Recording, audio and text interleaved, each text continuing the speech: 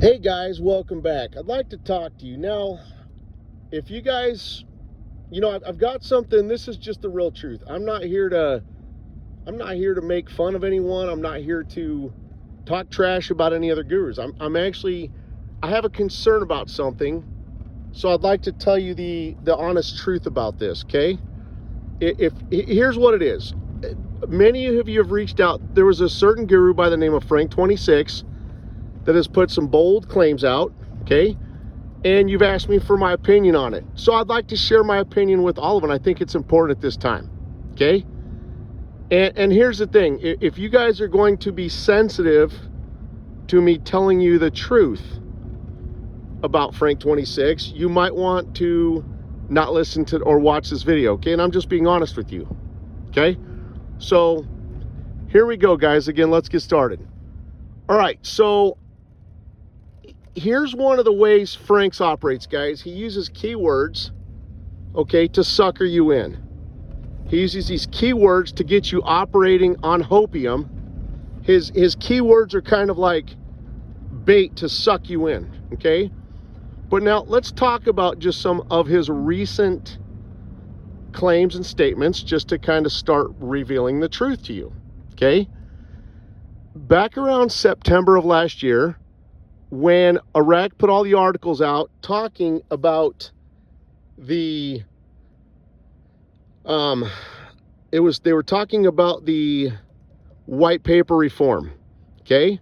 If you guys remember, Frank put his foot in his mouth on that. He came out saying that both the date and rate were inside the white paper reform. He did that to sucker you into his game he plays.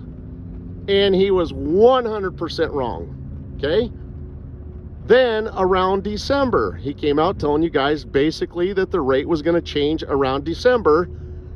And guys, now you need to think about something. The fact that he told you the rate was going to change around December, that's because he doesn't know Iraq's fiscal year. And he thought Iraq's fiscal year started January 1st. That's just more proof right there that Frank does not know Iraq's fiscal year. He thinks it's January 1st, and that's why he told you Iraq is going to be, would probably change their rate around the month of December, okay? Now, recently, Frank told you he has banking contacts, which is walking stick in the country of Iraq, okay? So, and then here's the claims he made about the banking contacts. He said they're going to be coming into some good information. And he made a claim that these banking contacts are very close with the CBI. Now let's talk about these banking contacts, though, just to prove to you they're quite clueless and don't know a damn thing, okay? Neither Frank nor any of his banking contacts have been able to tell you the truth about what I showed you, how the CBI's ideal time frame for the rate change that I showed you factually in their print per the CBI, their ideal time frame to change rate, guys, is actually at the beginning of their budget fiscal period. Frank's never been able to show you that in print, okay? And none of Frank's banking contacts know that Iraq's fiscal year is actually April through March. Again, that's why he tried to tell you the rate was going to change in December. Then if you look at Frank's actions, Frank's going forward kind of from January to present, Frank's scrambling and doesn't even understand why the rate has changed, okay? And guys, that's what Frank does. These are the games he plays. He just works off of hopium because he doesn't know what's going on. Just to build up your confidence. It's a game he plays to make you think he knows a thing or two when he really doesn't, guys. And what Frank does is he suckers you into this emotional roller coaster, building you up with all these highs, and then you reach these lows, guys. And Frank gets you on an emotional roller coaster that just really messes you up, okay? That's for that reason alone, guys, I can't listen to him. And like I've already recently told you, years ago I actually spoke with Frank on the phone. He claims to be a Christian, and yet he doesn't understand how faith works. And directly to me over the phone, he labeled Kim Clement as a medium, almost like calling him a psychic, okay? Now, here's his recent claims, and then I will share my information with you. His recent claims are this. Right now, he's currently telling you that the rate will initially change and it'll go 1-to-1 for a period of time. And then I think I saw where he recently said it would go probably to around $4.25. Okay. And here's the thing. Frank has always put out these claims. He always says, we don't give dates and rates, but yet then he cons himself or contradicts himself, and he's constantly giving dates and rates. I mean, the guy contradicts. He always says we don't give dates and rates, but yet he does. Guys, he contradicts himself, and that's what a con man does. Okay? I mean, you say one thing and then you say we don't do this, but then you turn around and just do it religiously. I mean, what kind of crap is that? So anyway, let's talk about this for a second, though.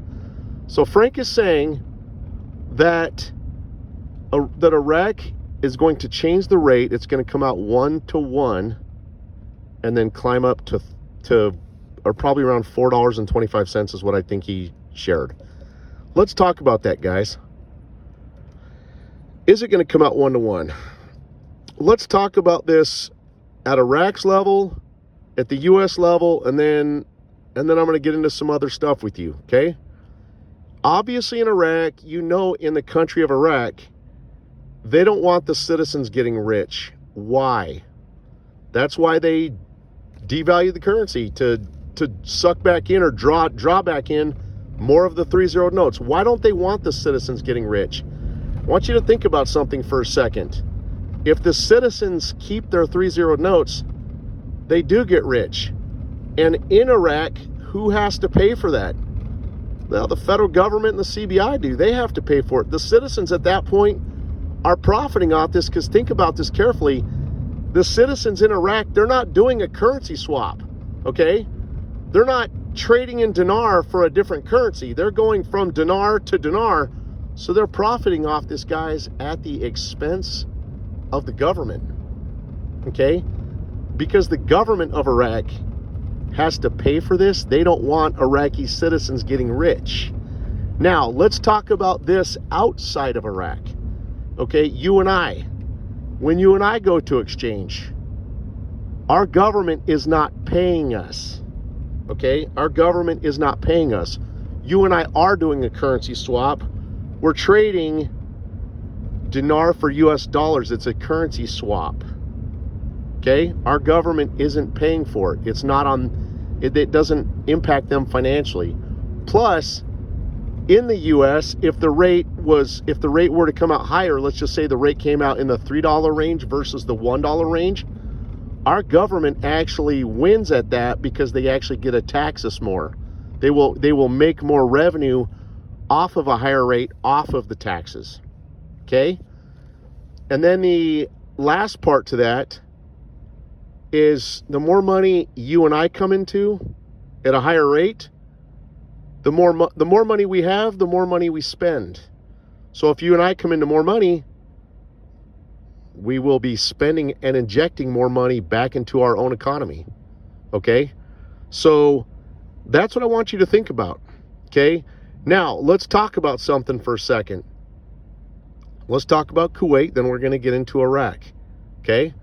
Kuwait never did a 1-to-1 rate. And second, I want you to think about something here. Guys, this has to do with stability. Back in 2007, Kuwait was pegged to the US dollar up until 2007. Why? Because that's when the U.S. had its recession. From 2007 going to forward, Kuwait unpegged from the dollar and they repegged to the Kuna basket. The Kuna basket is the highest valued assortment basket in the world. Okay, that's why today Kuwait has the highest valued currency in the world. But now here's my point.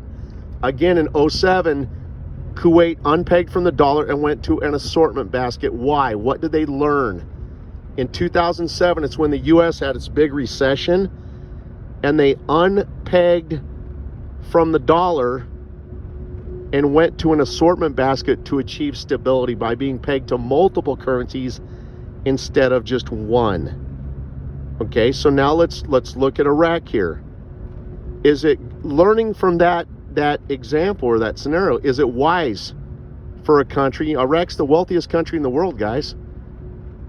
Would it be wise for Iraq to stay pegged to a single currency such as the dollar after the rate change?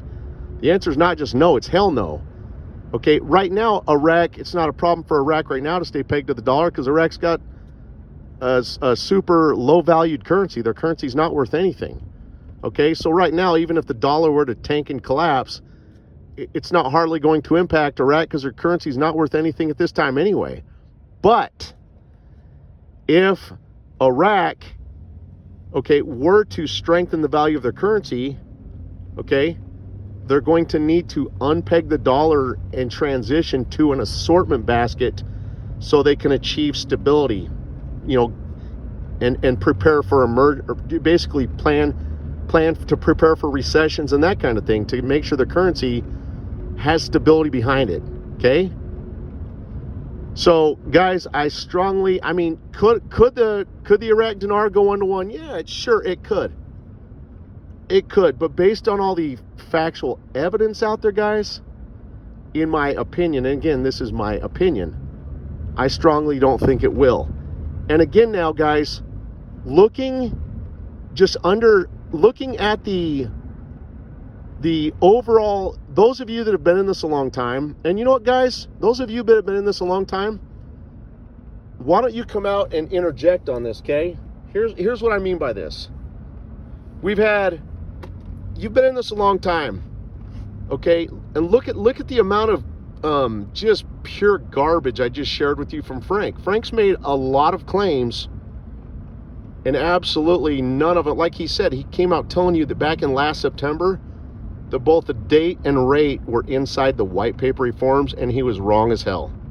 Frank has made a lot of these types of claims, striking out big time, okay?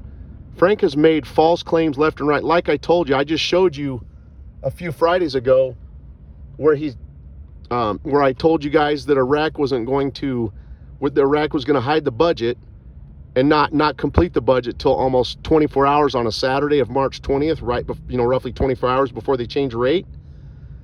That night, Frank had already stolen my intel, putting it on his paid team chat. Frank is stealing other gurus' information, guys, and selling it on his paid team chat. The guy's a con man. Okay, now here's my point. Okay, you guys have to believe what's best for you. And I'm not here to bash Frank. I'm just here to tell you the truth. Okay, you have a guy that can't, he's not accurate on any level. Okay, he's stealing other gurus' intel, selling it to you guys. And then he's making claims that the rate's going to initially come out 1-to-1. Okay? I'm sorry, guys, but Frank has struck out on every level. I'm not going to believe anything he says. Frank hasn't delivered anything accurate. Nothing he said has panned out. So this level of information that he's sharing about a 1-to-1 rate, guys, it's not worth listening to. Okay? Because he hasn't delivered anything accurate to you so far. Okay, he hasn't shared one thing to you that's actually happened. So based on that, you have to decide, is that the type of material and guru you're going to listen to? So anyway, guys, again, you guys have to do what's best. You have to figure out which intel's best for you. But you have to know how to discern and just be careful where you get your intel so you're not misled. Hey, you guys are the best. God bless you guys. Take care and have a great day.